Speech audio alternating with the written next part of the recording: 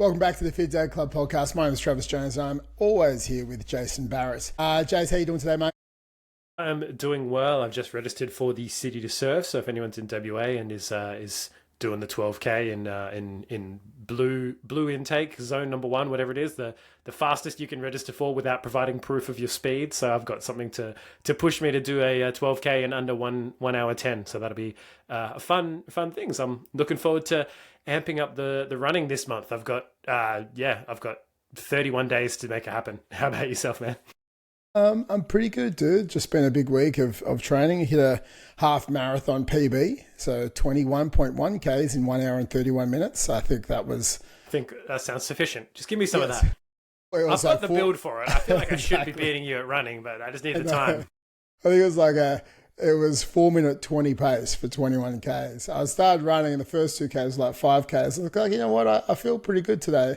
And the back 11 Ks were like an average of like 4:05 pace for 11 Ks straight. And I was like, how fast are you? Are you striding? I got little legs. I got little legs, man. Running like fucking, I can't remember, like one of those little cartoon characters, like Literally. Stewie running from Family Guy, like.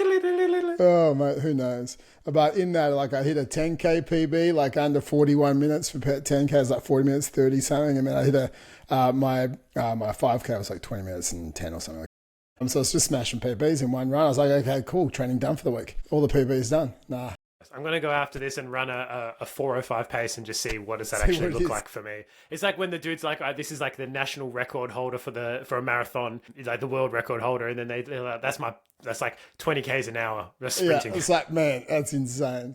But no, other than that, I'm good. Like my Garmin said I have been strained since I've been 41. Every day I've woken up and it says I've been strained, but I keep hitting PBs. So maybe just like once you're in your 41 and on, you just live strained and you just keep going. That just means you're pushing yourself. It means you're testing your limits. Garmin doesn't know what it's talking about.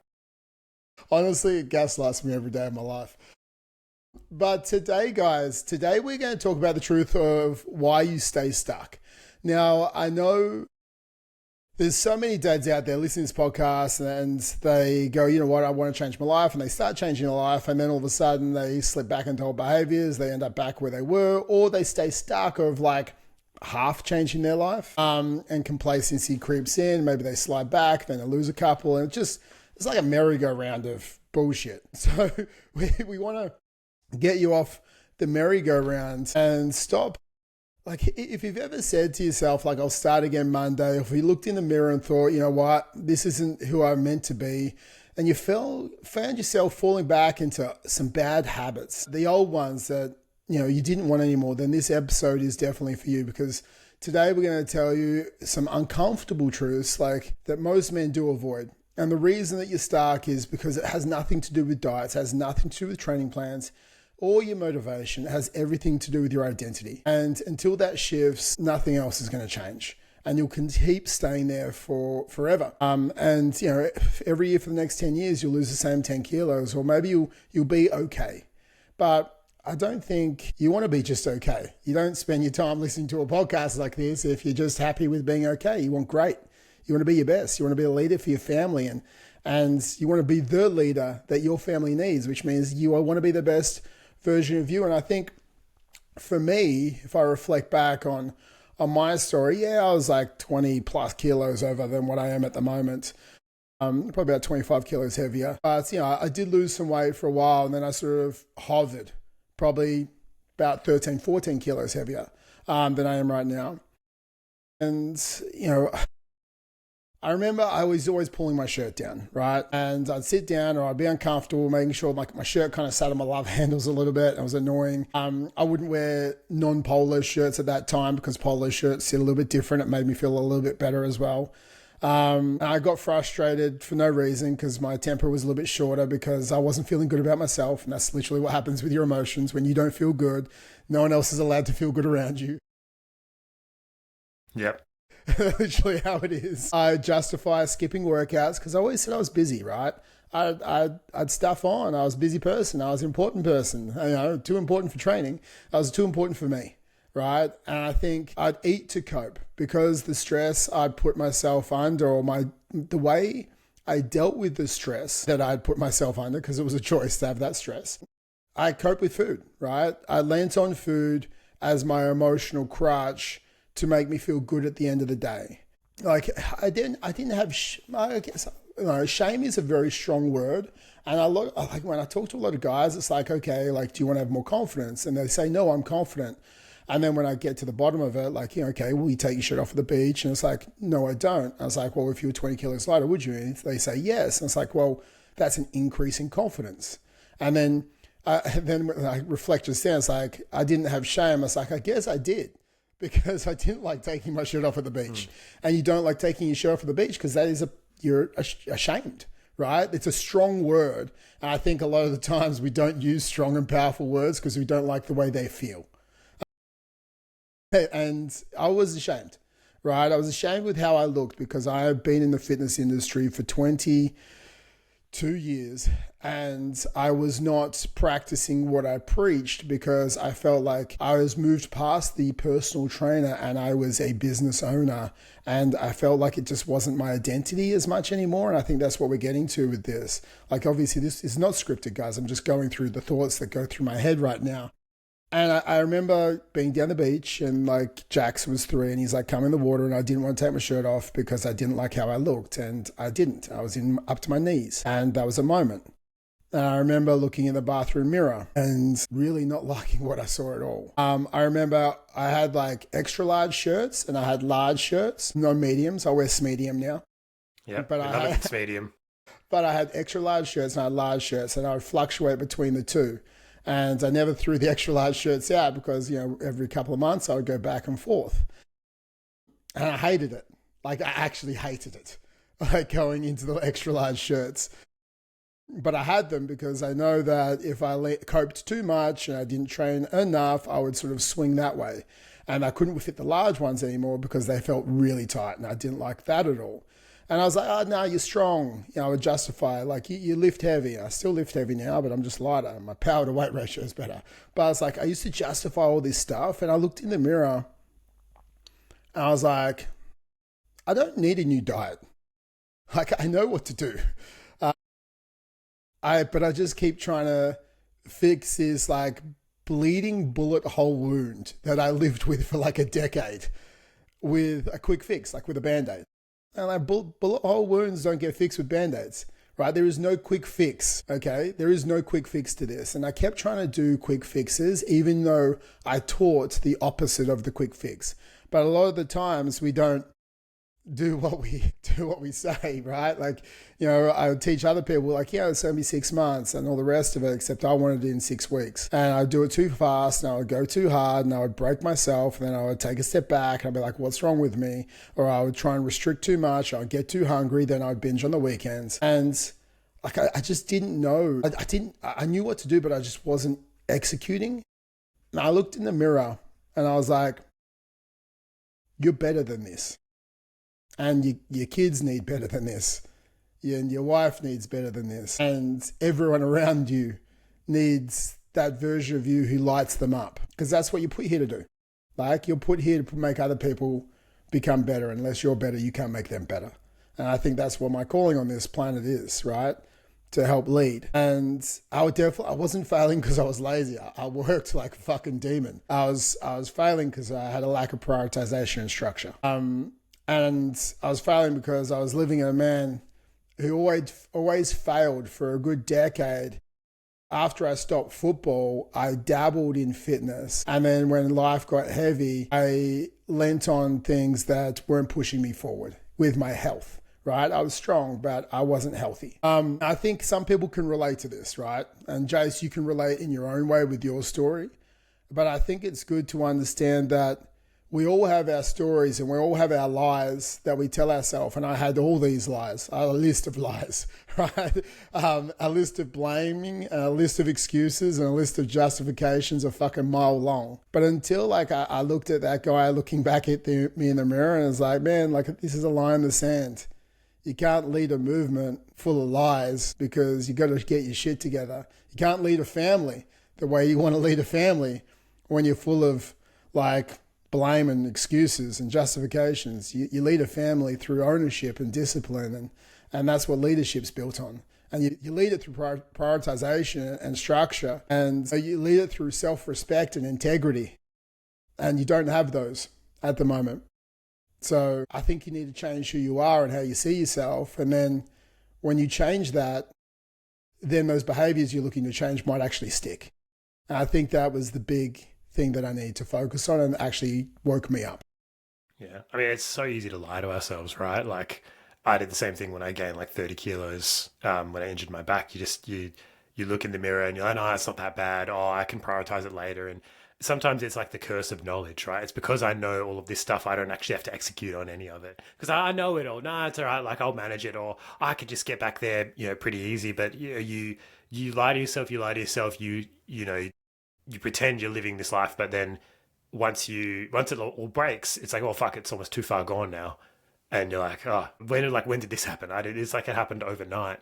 But it really is that self-perception. It's like, to me, it starts with the little white lies to yourself. Like, oh, it's not that bad. I'm just bulking. I'm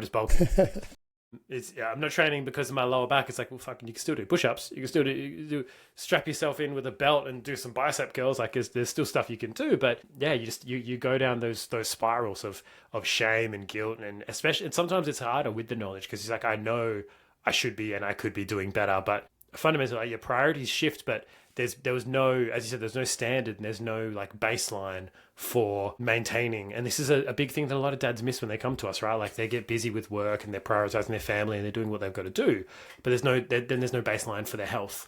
There's no baseline minimum for like, what do I do to maintain the level of health and fitness that I want? Sure, I might not improve it. I might not get more fit, but I'm at least not going to get more fat. That's a standard that a lot of dads miss, but it is. And we've had people comment before about like, oh, we're trying to shame dads and guilt dads into changing. So no, if they feel shame, they've already got the shame. Like the shame is already there. They're just refusing to face it, and they're refusing to acknowledge that it's there. Yeah, I can't make you feel anything. You choose that feeling. You're choosing to feel that based on, and if you're choosing to feel it, that means that it can't be that far below the surface. We're not digging that deep when we're saying, hey, do you want to be a better dad? Are you tired of not having energy and playing with your kids and being the role model you want to be? It's like, it's not that deep, bro. Like, it's not that deep of a if you start feeling shame from that, it's like, well, it was readily accessible. So yeah. If I filmed you and carried your like a message you personally and start telling you you're being a shit dad, yeah, maybe I'm trying to shame you, but I'm not doing that. Yeah. You're not doing that. 100%. We're putting videos out on the internet, just saying it how it is. People try to shame me for my plating presentation of my foods. Some dude said he would rather eat what was in the sink rather than eat my morning protein oats. I was just like, first of all, you don't know what the fuck is in my sink. I got kids. I got all sorts of shit in my sink. But whatever, you do you, bro. You keep eating your pretty meals that have more calories. I'll have my ugly oats. But honestly, man, I think there's so many guys. It's like just because obviously, I think we might know more than the average bear, right? As far as like nutrition, this is our bread and butter, right? But at the same time, like so many men know what they should be doing enough, right? You know you should move more and you should eat a little bit less and probably have more protein. You know enough to get going, but you don't. And I think why men stay stuck is because they're in this like broken masculinity loop or broken man loop, right? And the reason why you keep failing it's not because of motivation. It's because of your identity. And you aren't stuck because you don't want it. I know you want to be fit. I know you want to be healthy. And I know you want to be the best version of yourself. But you're trapped in a destructive cycle of who that you believe you are deep down. And you know that you should be eating better. You know you shouldn't be grabbing that chocolate bar. You know you shouldn't be having, the extra meals or the extra portions. Like, so you know what to do. But the problem is, like, you get stuck in these sort of three parts, which sort of keep you in this same loop over and over again. There's this like all or nothing mentality or all or nothing identity. Okay. If I can't do it perfectly, I'm not going to do it at all. Right. This is where the loop starts. You fire up on Monday, you hit the gym 5 times, like we've all done it. It's like, I'm going to do it. I bought a gym membership. Just think you get some New Year's resolution. You've all done it. And you start cutting carbs because, oh yeah, that will help me. I'll lose weight fast. And you do everything right until you don't, right? Friday rolls around or 2 weeks and you're like, you miss a session, you eat off plan, life gets messy, because that is what happens, and you don't adjust, okay?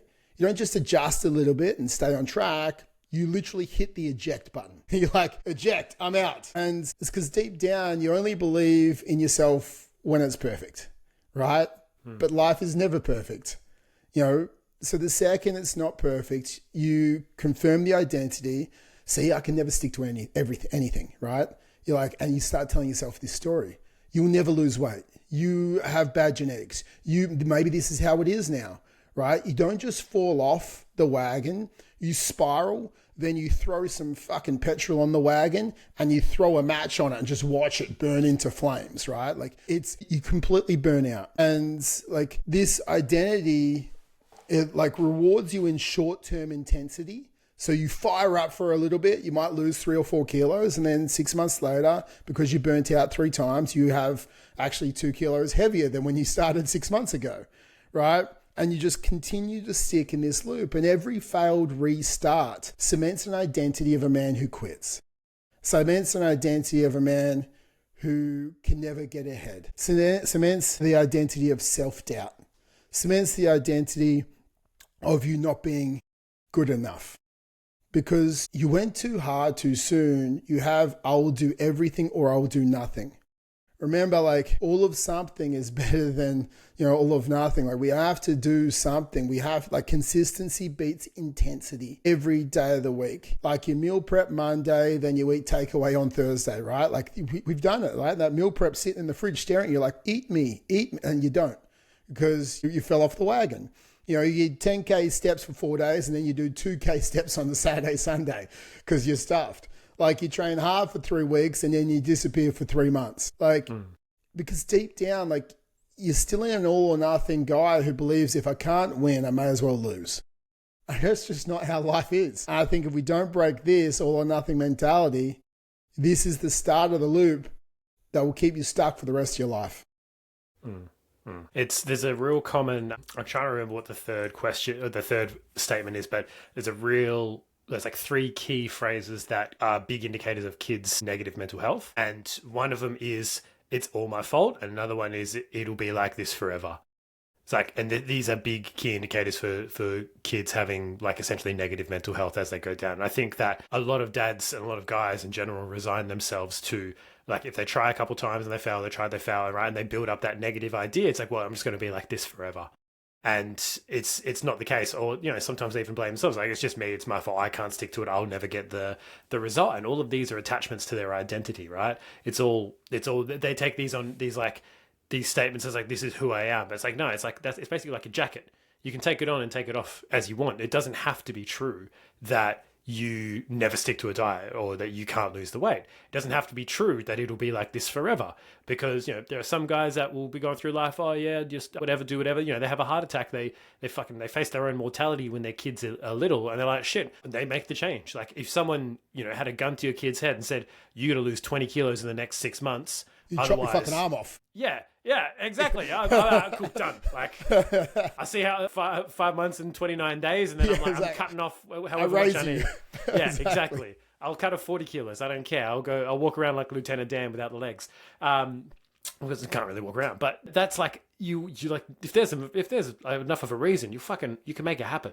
Yeah. So no, it's not that it's going to be like this forever, and it's not that it's all your fault. You haven't had the right plan, the right systems in place. But the number one thing is that you haven't changed who you are, and you haven't been willing to sacrifice that identity. Like, my cousin has an identity around like being a big eater. Now he's also a big trainer. Like he'll eat a dessert and then he's like, I'm just going to go for a 10K run. And he's just that kind of guy. He just does that sort of shit. But he's always had this identity of a big eater. It's like, oh, he'll finish the plate. He'll polish off the leftovers. He'll have a second serving. And everyone around him has also bought into that mentality and that idea. And there's a lot of guys that come to us that are like, I'm the big guy in my friend group. That's who I am. I'm the big eater. I'm the bigger one. And, first, maybe you can get a friend group of people who are bigger than you. So you're like, oh, now I'm the small one. But yeah, like you want to use that to push you and to go, all right, well, I can change this. You don't want to buy into that identity, because the more you label yourself with, I am and it is, all these absolute statements about the world and about yourself, like the more you do that, the more you buy into that. As I say, it's like the harder it is to change that.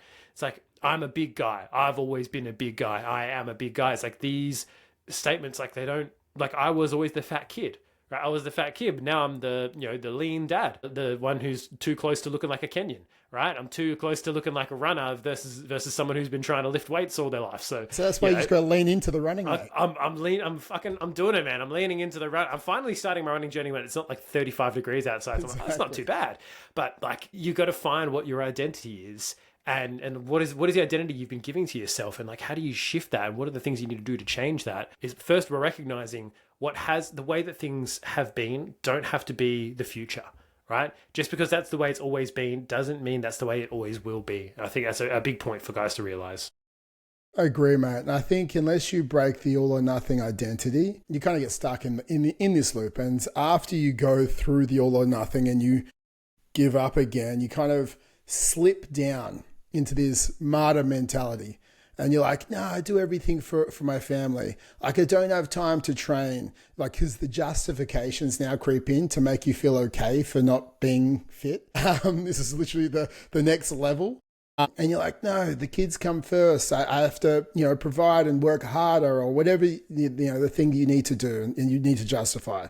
And like, it sounds super noble, but it's a disguise, right? You're just putting on the mask and using a family as a reason not to show up for yourself. And you skip training because your kids needed you. You grab fast food because it was too hard to cook after work.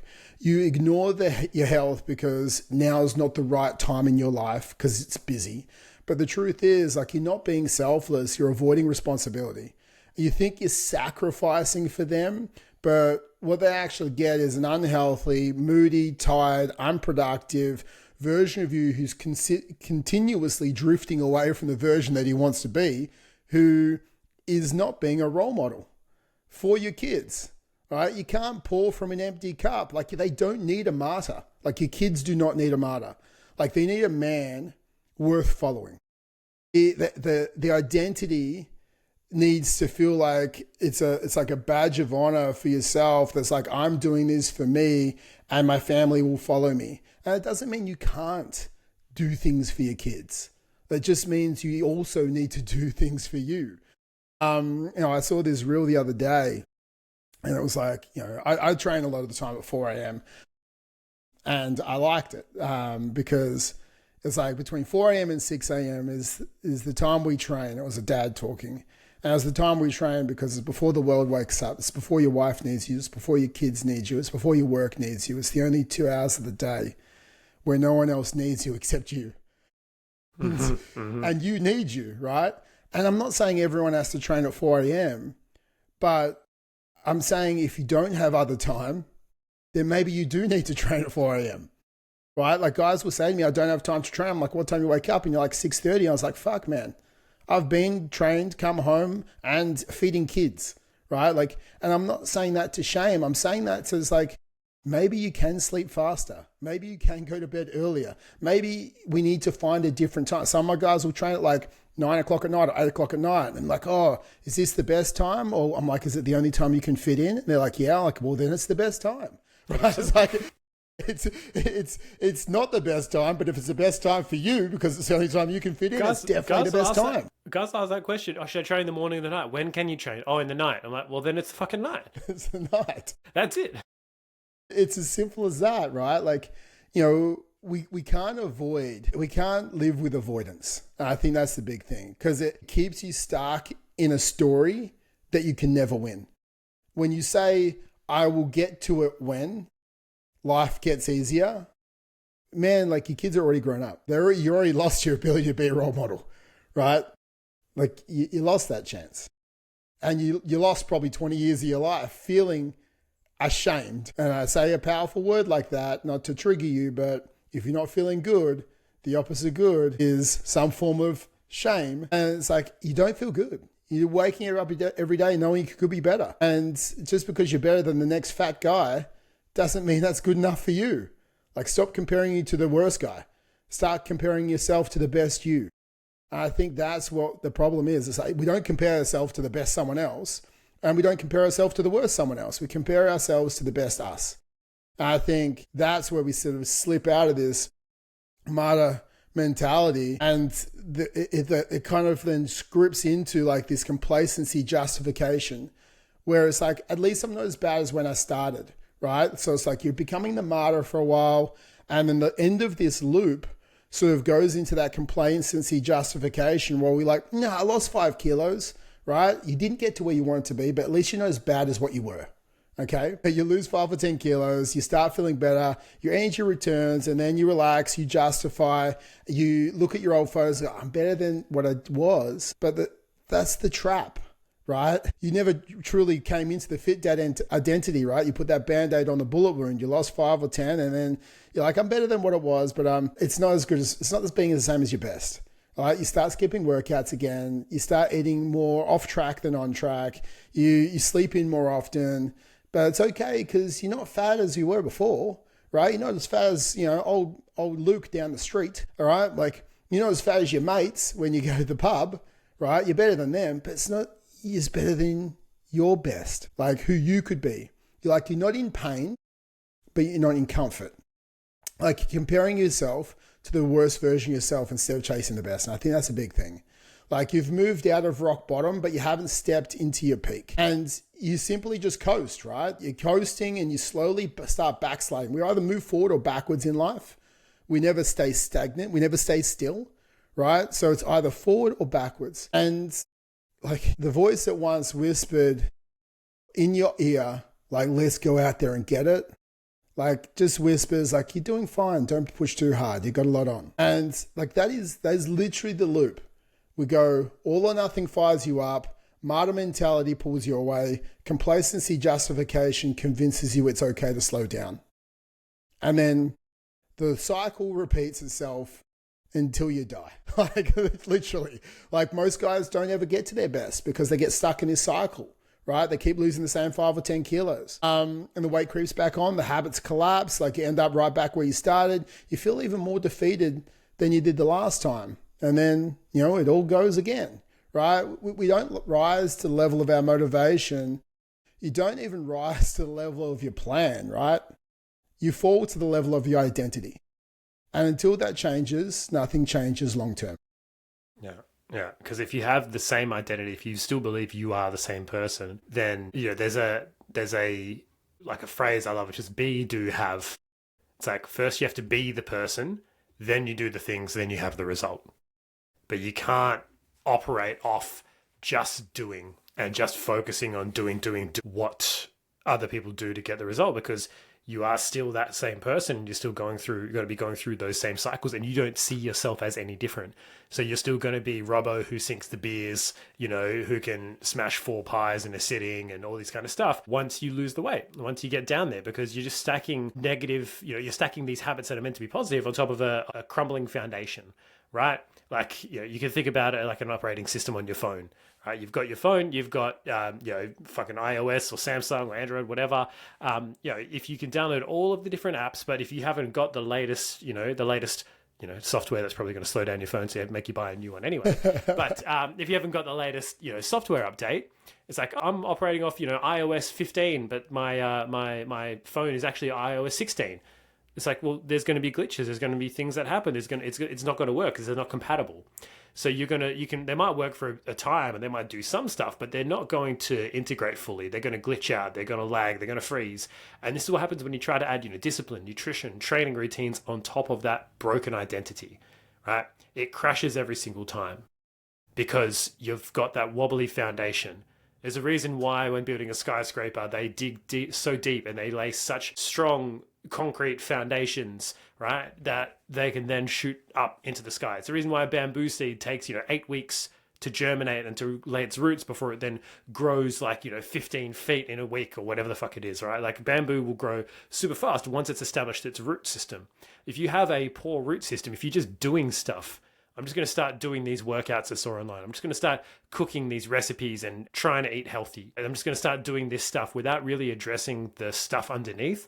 Then sooner or later it's going to collapse, right? Unless you're one of those rare people who will then make it their identity, but you need to start to realize that you need to change who you are first before you can make those changes.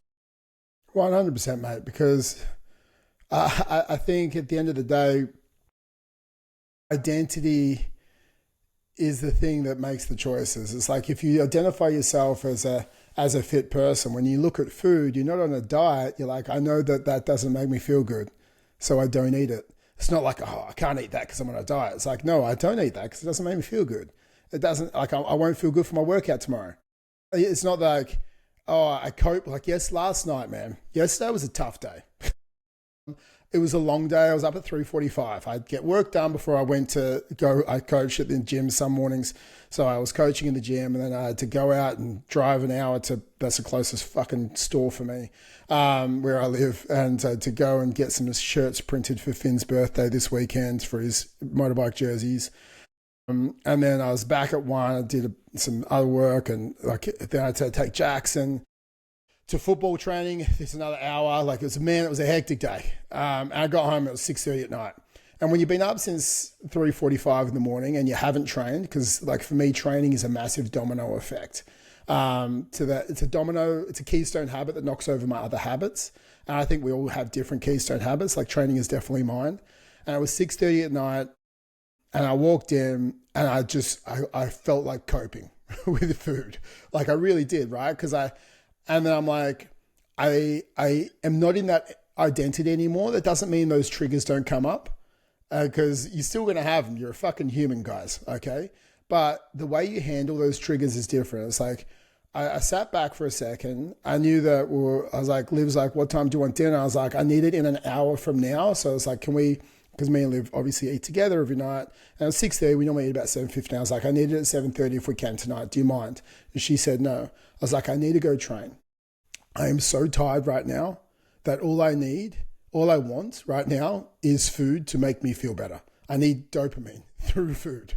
And I knew that if I did that, I would have pretty much eaten from 6:30 until I go to sleep, right? Because I was in that mindset of that cycle. And I was like, no. So I walked downstairs, tired as shit, went to find my pre-workout. I'd run out. So I'm like, okay, great. I drove to the gym, and my gym's 15 minutes from my house. I walked inside, and I need to do something where I do cardio when I feel like that, because cardio is a faster release of endorphins for me to feel good, and like rather than weight training. So I leaned on that, and I was like, I need something hard and fast. So I ran 1 kilometer on the assault runner, 1 kilometer on the ski erg, 1 kilometer on the roll for 2 rounds. I got it done in 27 minutes, and I didn't feel like food. I felt like vomiting because the workout sucked balls. But I felt so fucking good, man. I was driving home. I was like, yeah, man, like that's just like me.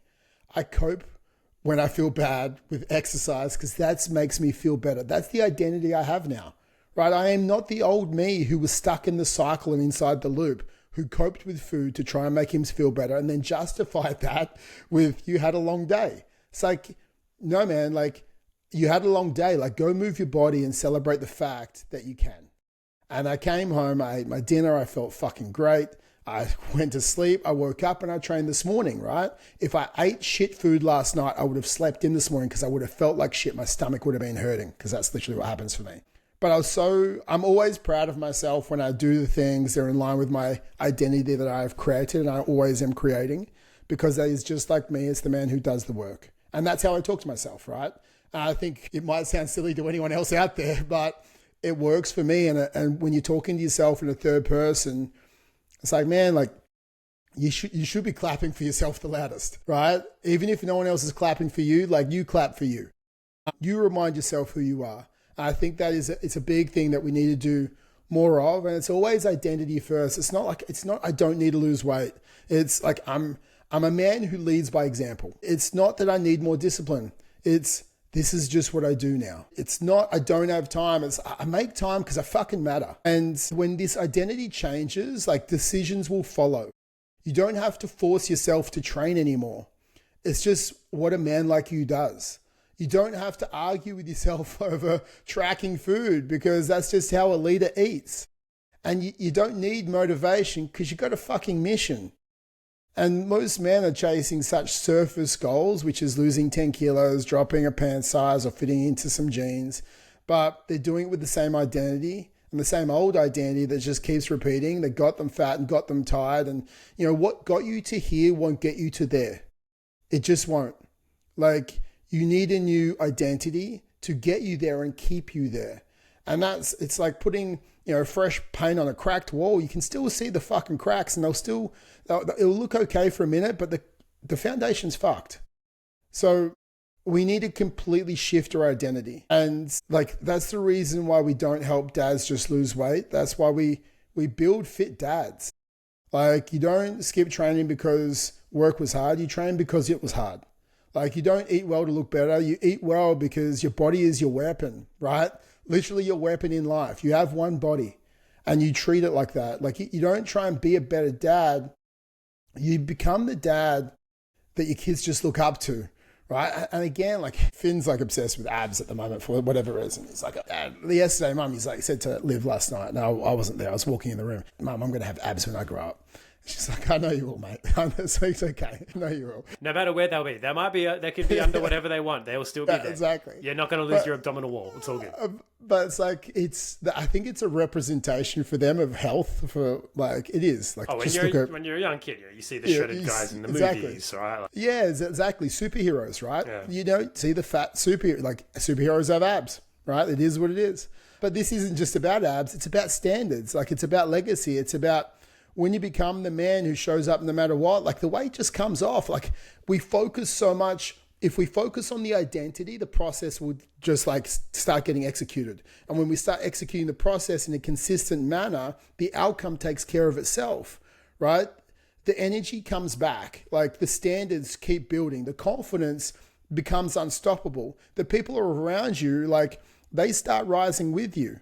Like, you don't need a new plan, guys. You need a new standard, and your new standard comes with a new identity. And this is what we build our whole coaching system around. Like, one thing, which is helping dads become the kind of man who always finishes what he starts. It's doing what you said you're going to do, right? Even when you don't want to fucking do it.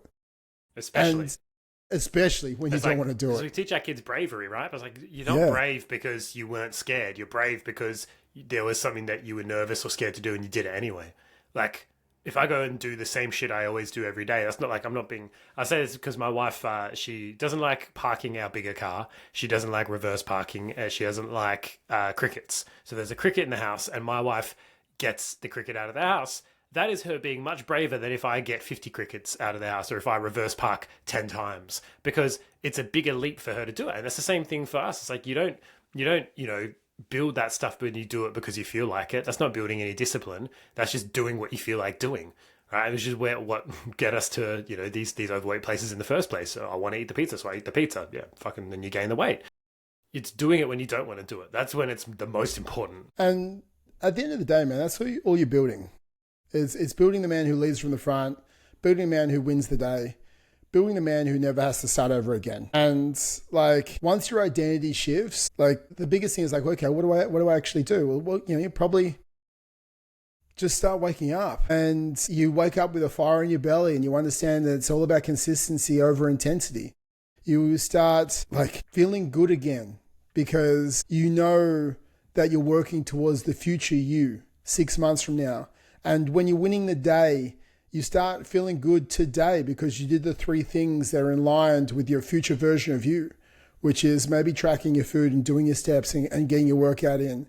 And then all of a sudden you knock 7 days out of winning the day and you've got a streak. And you're like, yeah, man, like, that's just like me. I do the work. And, a kilo has come off. But we feel good not because the kilo, but because we're the type of man who does what he said he was going to do. And I think that's the thing. Motivation moves away from hedonistic, like this hedonic adaptation. Sorry for the big word. So like, when you buy a brand new car, you love the car. I don't know if anyone's bought a new car, but you park it away from other cars and you drive it well, you service it well, you do all the things because it's a brand new car. It's your baby, right? But then, you if anyone scratches it, you try and find them. You hunt them down like you're Liam Neeson. But you park away from other cars, but then after 6 months, maybe it has a scratch. And then after a year and a half, maybe it has a dent.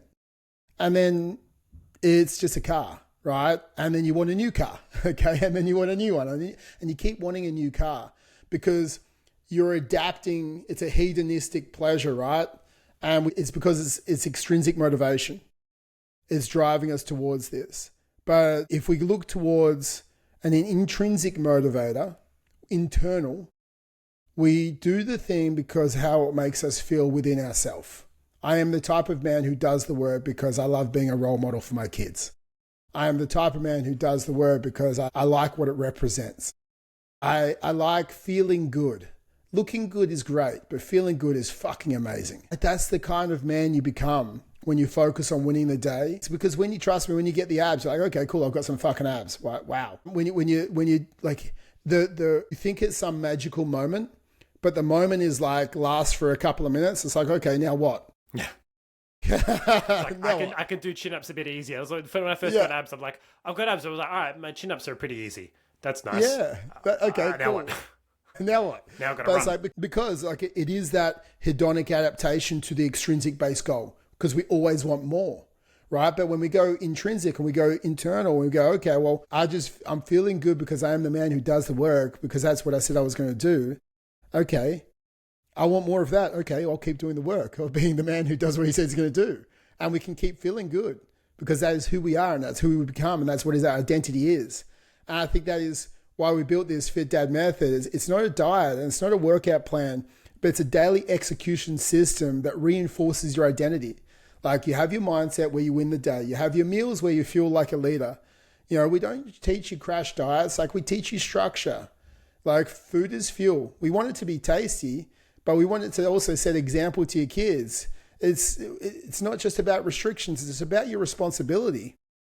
You know, you track for a few weeks and, you know, you dial in your portions and then we teach you how to lead your family as you go forward with more intuitive eating after that first 6 months. Like you understand the importance of protein. You understand how to deal with your cravings. You understand how to handle nights out. Like, and we look at our movement and it's not 2 hours in the gym. We understand we need a system built for us as dads. It's like 3 sessions a week to 4 sessions a week. You know, it's built around your life, not the other way around, right? Which is a lot of these programs. Like we train because we love how it makes us feel. We go with consistency over intensity, right? Because it gives us pride.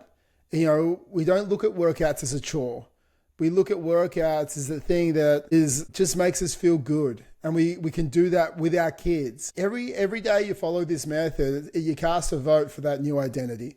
Every tracked meal, every session done, every choice to follow through when you don't feel like it. It's like just a brick in the foundation of the man that your family needs to see. And that's how we rewire your identity. It's through action. It's how we build fit dads.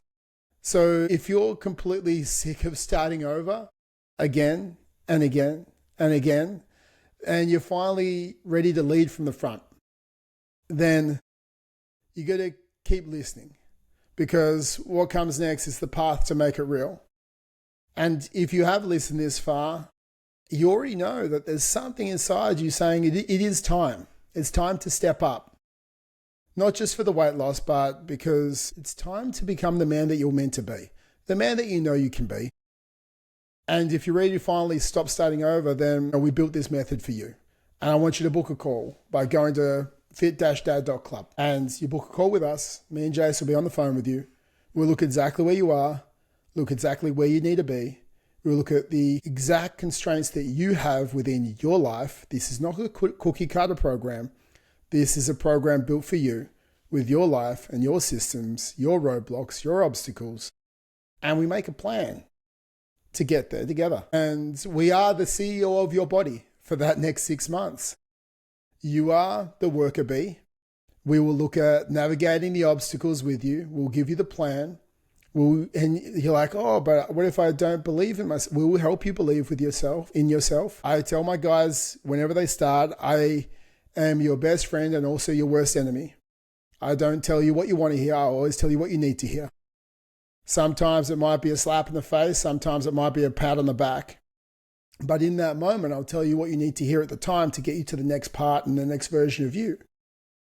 But you can book a call and go to fit-dad.club or don't, right? Don't book a call. But I need you to remember this.